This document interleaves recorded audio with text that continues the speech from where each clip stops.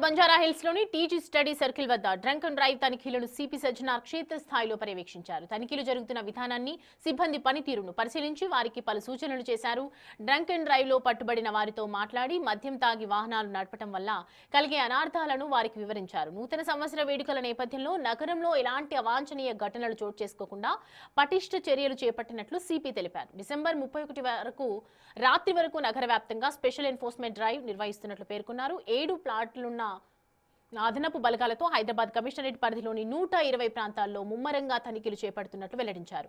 మోతాదుకు మించి మద్యం సేవించి వాహనాలు నడిపితే ఉపేక్షించే ప్రసక్తే లేదని స్పష్టం చేశారు. తనిఖీల్లో పట్టుబడితే వాహనాన్ని సీజ్ చేయడంతో పాటు 10,000 జరిమానా, 6 నెలల జైలు శిక్ష తప్పదని హెచ్చరించారు. తీవ్రతను బట్టి డ్రైవింగ్ లైసెన్స్ ను శాశ్వతంగా రద్దు చేసేలా రవాణా శాఖకు సిఫార్సు చేస్తామన్నారు.